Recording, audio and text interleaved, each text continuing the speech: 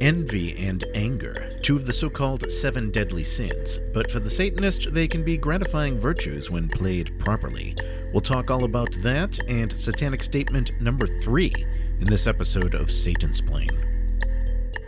Well, it's not Satan worship, it's Satanism. It's embracing the life-enriching things which have traditionally been given the devil's name. Pride, lust, earthly success, rational self-interest, atheism, humor, nonconformity, science, a passion for living, being selective about whom we love. We don't see these as shameful sins, but empowering ideals. And we also recognize the psychological power and fun of symbolism and aesthetics, so we utilize Satan as mythology's most fitting mascot for what we're about. Satansplain. Satanic Talk with Church of Satan Magister Bill M. Magister Bill M here with Satansplain. Let's get into today's topics by reading some listener mail. Janina wrote to me and asked if I could explain the meaning of Satanic Statement number 3 in my own words. In Satanism, of course, we have the 9 Satanic Statements, and Satanic Statement number 3 is Satan represents undefiled wisdom instead of hypocritical self-deceit. Well, good question, Janina. First, a general observation. On the one hand, we could argue that if you're a Satanist, then you should know this stuff already, and that's true in the basic sense. It's the same with any religion, actually. You should already know the basics about that religion, otherwise why would you take on the label of that religion for yourself? But on the other hand, I would argue that all Satanists, whether you're pretty new to Satanism or have been at this for years, can benefit by looking at the basics every now and then and thinking about what this means to you. How would you put this in your own words or apply this in your life? And of course, there are Satanists who listen to shows like this, who already know their stuff when it comes to Satanism, but perhaps they enjoy listening to how some other fellow Satanist may articulate things. And likewise, I myself enjoy listening to interviews from other Church of Satan members or reading books or essays written by other Church of Satan members and so on. So having said all of that, let's take a look at Satanic Statement number 3. Satan represents undefiled wisdom instead of hypocritical self-deceit. I would like to deconstruct this by taking it from the end and working it back to the beginning. So we end with the term self-deceit. This is also something we have as one of the 9 satanic sins, and in there we detail it by saying we must not pay homage to any of the sacred cows presented to us, including the roles we are expected to play ourselves. The only time self-deceit should be entered into is when it's fun and with awareness, but then it's not self-deceit. Now, to this last point, you could argue that, for example, if I'm watching a fictional movie or I'm reading a fictional book, aren't I deceiving myself? After all, to enjoy a movie, you have to suspend some disbelief. When you're watching a scene showing the inside of a spaceship, let's say, you're not going to get any enjoyment from that movie if you say, well, that's not really a spaceship, it's just a movie set, and they made a big panel with blinking lights and buttons, none of which seem to be labeled, and they probably don't work, and just out of camera shot, I'm sure there's a director sitting there in a chair next to a film crew, and these people on the screen are not really space explorers, but actors who are just dressing up. Now, all of this is true in the back of your mind, but you suspend that disbelief and you go along with the make-believe so that you can enjoy the movie.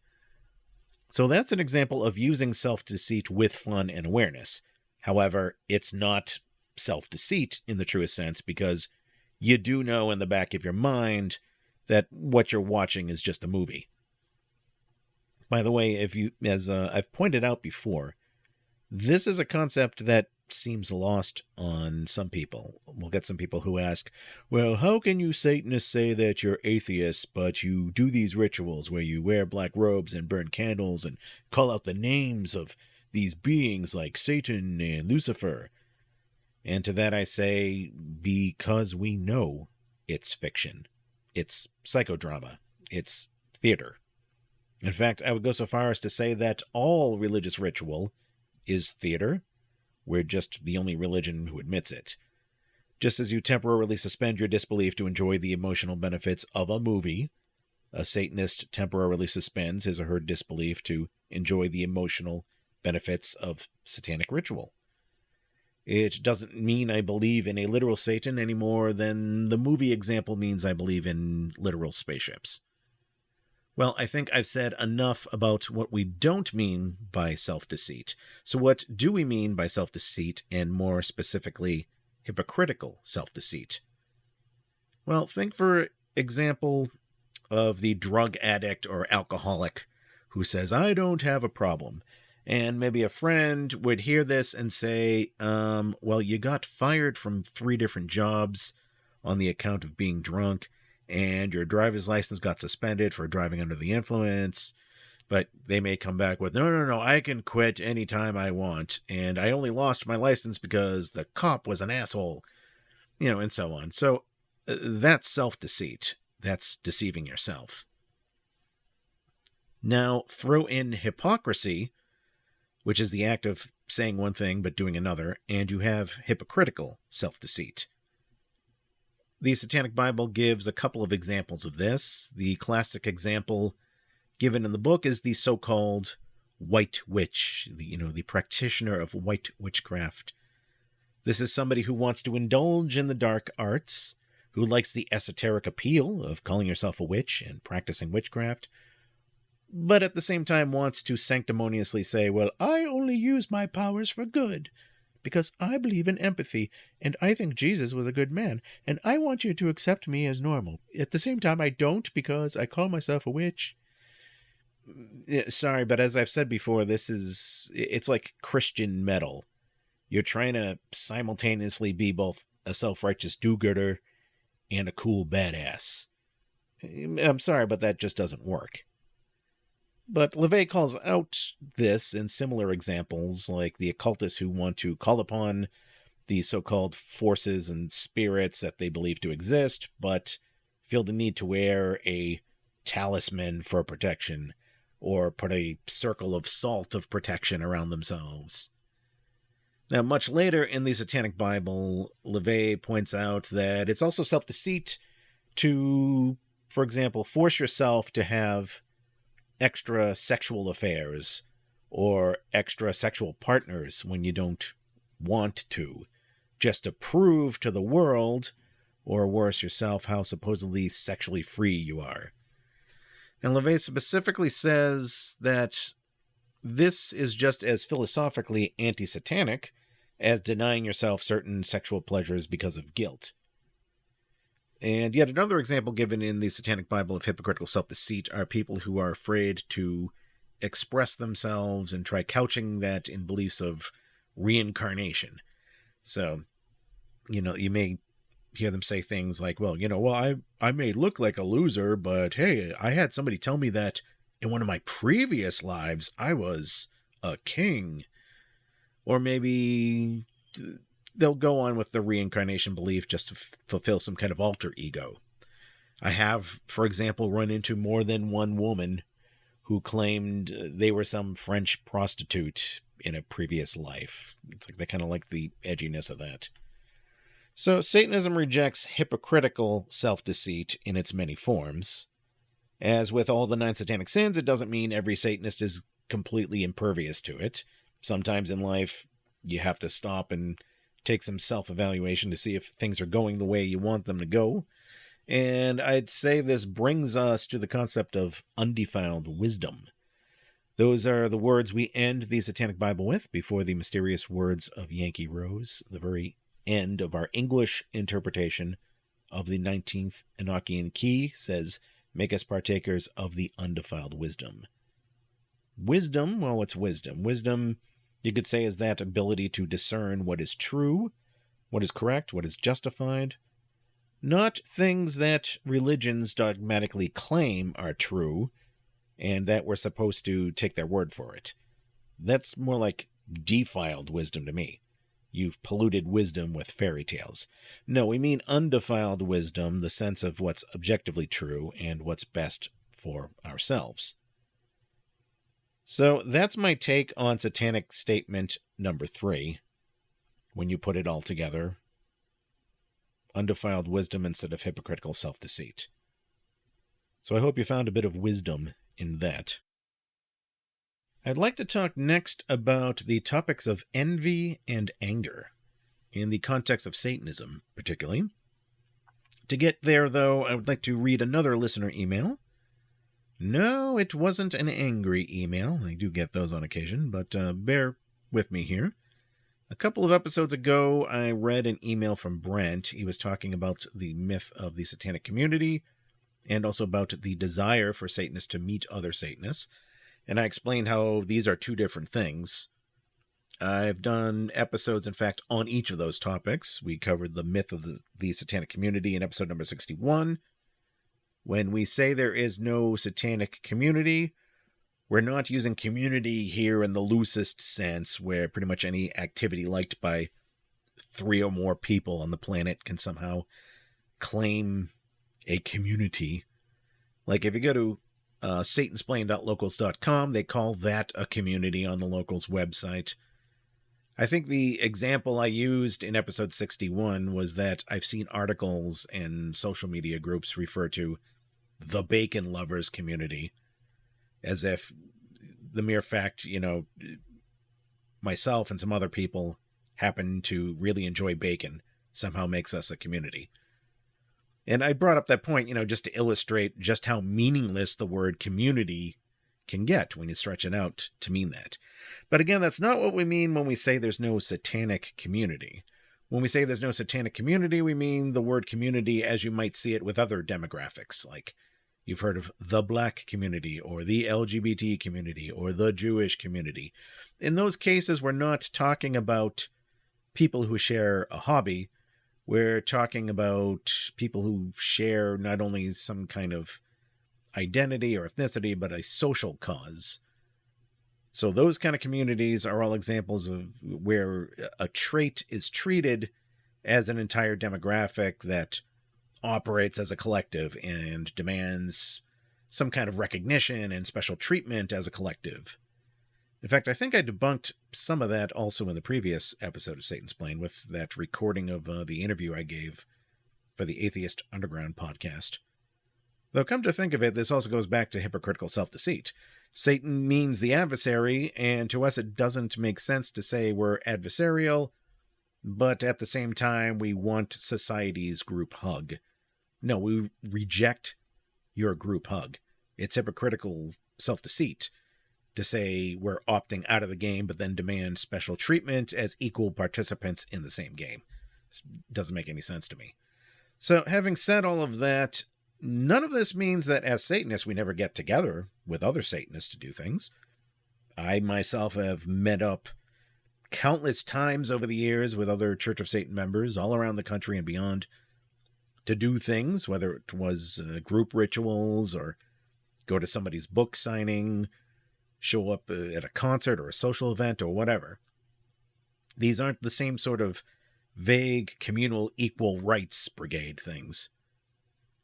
And when it comes to meeting Satanists in person, I told Brent to listen to the end of Satansplain episode number 49 and also to listen to episode number 17, as I had some suggestions regarding that. In summary, though, we've had Church of Satan members who, in the 1980s, during the Satanic Panic, and in the area of the country known as the Bible Belt, before the luxury of the internet, were still able to find a way to meet up in person. So again, imagine that. It's the 1980s. Nobody you know really has the internet. It's during the Satanic Panic. You're in the Bible Belt. And yet, there were Satanists in those conditions who still managed to find a way to meet up in person with other Satanists. So if you are a Satanist in 2024, and you want to meet up with other Satanists in person, which you should do sometime if you never have before, well, I would say you really have no excuse not to. Where there's a will, there's a way. So Brent wrote back, and we were talking back and forth. He says, Satansplain is by far the best source for finding understanding about Satanism. I am always referring people to listen when they ask a question in a group. It has helped me not fall into a few of the early Satanist pitfalls, and even helped me to understand some of the new thoughts and feelings because I have heard things on your show, so again, thank you for that. I believe you do it a bit more because you care about how your religion is represented, but I also believe you would find joy in knowing how many people you are helping as they begin their journey from the light into the darkness.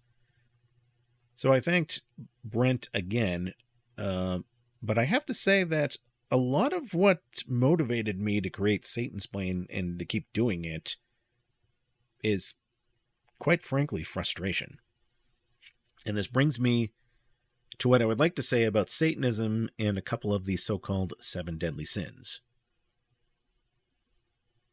In Satanism, we have the 9 Satanic Statements, and there is statement number 8. Satan represents all the so-called sins as they all lead to physical, mental, or emotional gratification. About a month ago on X, I saw some Christian idiot who tried to argue that this statement meant that we must embrace things like murder, because, hey, that's a sin in his religion, and it says we embrace the sins. And myself and others corrected him. We pointed out that no, the so-called sins we're referring to here in Satanic Statement number 8 are the so-called 7 deadly sins. We make this clear right in the Satanic Bible, right at the start of the chapter titled Some Evidence of a New Satanic Age. But I want to talk about 2 of those 7 sins in particular, and those would be the sins of envy and anger. Sometimes anger is referred to as wrath, but for the sake of consistency, let's just go with anger. I would say that out of the 7 deadly sins, anger and envy are the 2 sins you may find Satanists liking the least, because quite frankly, they're the least comforting. I mean, lust makes you feel good, of course. Sloth and gluttony, they make you feel good. Pride and greed give you some sense of power. But you're not really in a state of comfort with envy and anger. Envy, I would say, is at the bottom of the 7, less appealing than anger. So, where is the physical, mental, or emotional gratification that comes with these 2 sins of anger and envy? Envy, I would say, is rooted in some kind of indulgence. I may see something that somebody else has and say, hey, I don't have that thing, but wow, I would really love to have one of those for myself too. Now, if you channel that correctly, it can be really gratifying. One thing you've got to realize is that envy is not the same thing as jealousy. I would argue that envy is saying, you have this thing and I want that for myself too, whereas jealousy is saying, you have this thing I don't have, and therefore I don't want you to have it either. So this latter kind of thinking is just psychic vampirism, really. We don't support that in Satanism. It's parasitic behavior that has nothing to do with vengeance or anything else satanic. But with envy, on the other hand, as opposed to jealousy, you might see that your neighbor has a great car or a great house, and you think, you know what? I like that a lot. I think my life would be more enjoyable if I had that too. So I'm going to set my mind on getting one of those things for myself. Or if you have a skill you want to develop, you might find inspiration in people who are experts at it. I myself am a musician, and there have certainly been musicians I've watched and listened to, and it had me saying, wow, that musician is amazing. That's beautiful sounding. You know what? I want to be able to play that too. And then I channeled that envy to learn more and become a better musician. So envy can challenge us to become better than we are. Now, I think a similar thing can be said about anger. Anger, as the Satanic Bible mentions, is something that comes out of our survival drive. If our life or well-being feels threatened, it's natural to feel anger. But again, I believe you can channel this to make it work for you. I said earlier that a lot of what drove me to do Satansplain was frustration. And I was angry that there was so much stupid misinformation out there on Satanism, and some of it being repeated by people who should know better. This isn't to say that there weren't already some Church of Satan members making great podcasts or writing great articles or doing great interviews, but I found myself seeing some of the same bad sentiments over and over again in Satanism forums, and found myself making the same replies to them over and over again. And I said to myself, well, I can write out detailed arguments, and I also know how to record my voice and put out podcasts, because I've been doing the Devil's Mischief for years. So let me put those two things together. And even in the Devil's Mischief was created out of anger. Yeah, my comedy podcast was created out of anger, because I was sick of seeing comedy shows on the TV and radio that were just really crappy, hack stand-ups, doing all these predictable jokes. I hated comedy shows also that were afraid to swear or use offensive material. And also the exact opposite. I hated that there were these other shows who thought that the only way to be funny was to just do all shocking material. Shows that had, all the vulgarity but none of the wit. Or that if there were shows that I kind of liked, that they would end up playing the same stuff over and over again. So I said, all right, damn it, do I have to show the world how to properly do this? Do I have to create the kind of comedy show that I would want to hear? I guess I do. And I made The Devil's Mischief. That was over 20 years ago. For that matter, just about every essay I had written for Satanism publications was based in some way or another on anger or frustration, with a couple of exceptions. The frustration of seeing something I didn't like, or a bad argument that kept showing up, and being angry enough to address it. I run the website, georgecarlin.net. That's another one of my creations. That was created out of anger, namely the anger of seeing so many bogus quotations floating around the internet, falsely attributed to George Carlin. Now, I'm not listing all these accomplishments of mine to impress you. My point is that your envy and your anger, if you harness them correctly, can drive you to accomplish things. In the words of Mr. T, anger, use it. Don't lose it. We're going to take a short break, and I pity the fool who doesn't listen to the rest of this episode of Satansplain. Stay tuned. You are listening to Satansplain, real satanic talk with Church of Satan Magister Bill M. For questions, comments, and correspondence, send an email to bill@satansplain.com. Have you ever used a public toilet and noticed one of those dirty poems scrawled on the wall? Aren't they great? If you thought that sick shit was funny, you're gonna love this book series, Poems from the Bathroom Wall. These original poems are written in the same style and cover the same subject matter. Look these books up on lulu.com, that's LULU.com, and make sure that your filters are set to allow explicit content. Poems from the Bathroom Wall. Indulgence for the lowbrow connoisseur. Handmade, all-natural, botanical perfumes, soaps, and ceremonial incense, sculptures and jewelry to adorn yourself and your other altars. All this and more await you at moonandsunemporium.com. Ritual perfumes and other occult fine art luxuries, created and curated by me, Priestess Sarah Josephine Clark, with tarot readings by Reverend Dr. Dylan Clark. moonandsunemporium.com. Magister Bill M. here with Satansplain. Visit the main website for the show at satansplain.com. There you can find every Satansplain episode. You can also listen to Satansplain on Spotify, YouTube, Audible, and a host of other places. If you are on social media, please give Satansplain a like and a follow, or whatever the equivalent is, on Facebook, X, and YouTube. Likewise, if you're listening now on YouTube, don't forget to hit that like button for this episode. For all questions and correspondence, you can email me directly. bill@satansplain.com is the email address.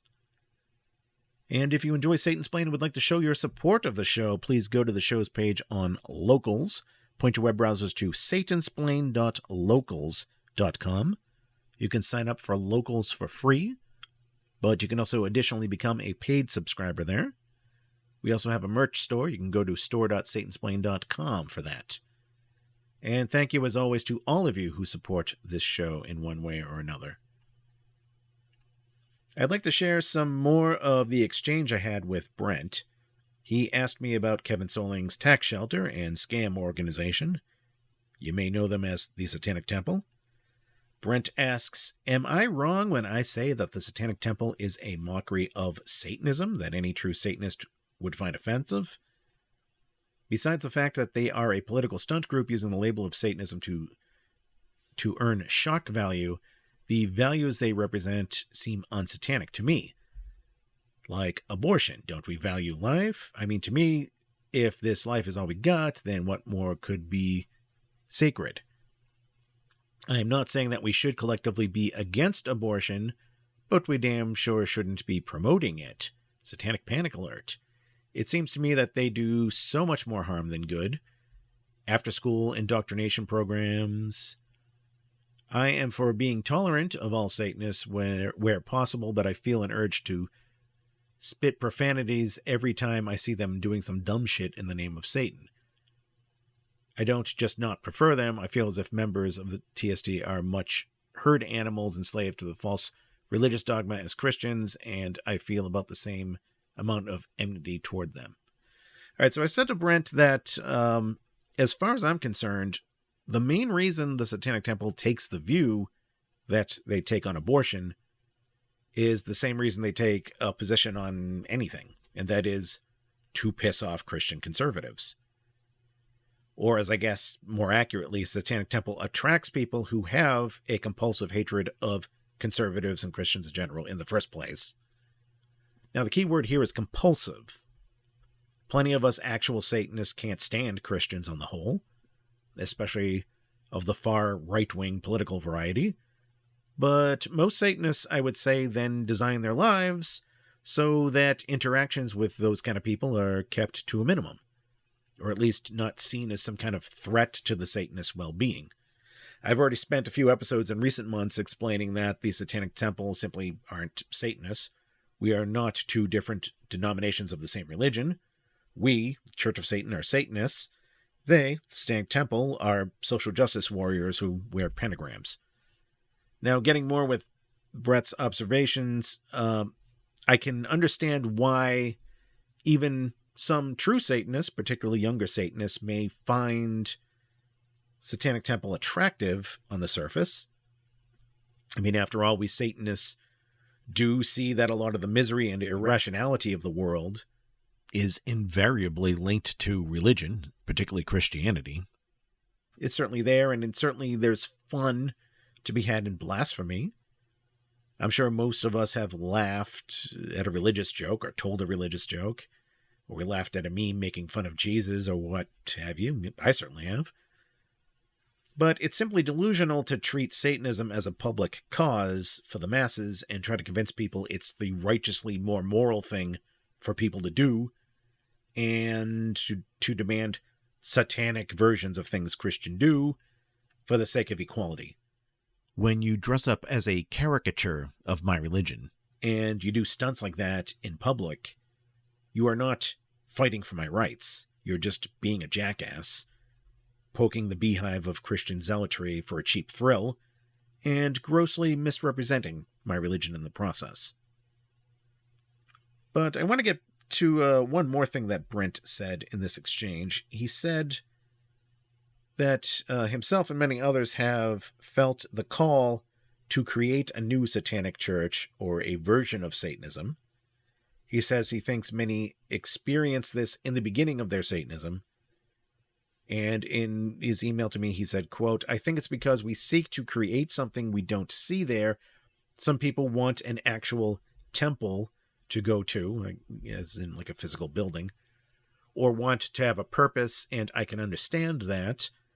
I have listened to your shows where you talk about what people want to create or add that Satanism doesn't already cover, or that they don't already have their freedom to do.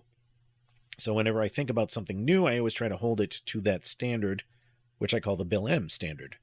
Does this contribute anything actually new in any way that makes it absolutely necessary?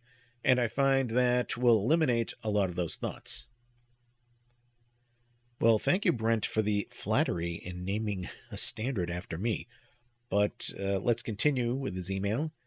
But I do admit there are a couple things I can see where someone could add a bit of dimension to Satanism. So let's say, for example, if people obviously like the Satanic Temple because it has a temple in a presence, again, I guess he means the physical location, that they can see and physically be part of.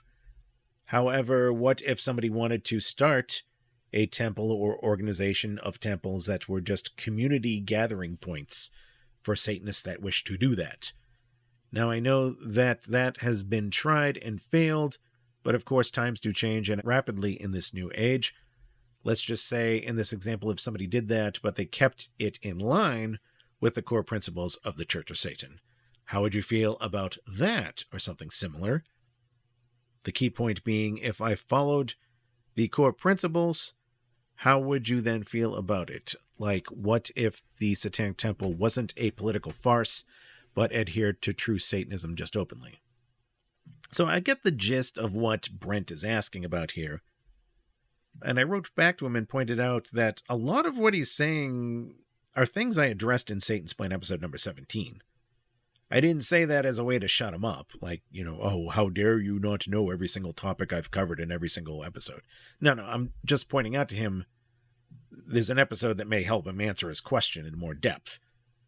But here's what else I said to Brent in my response.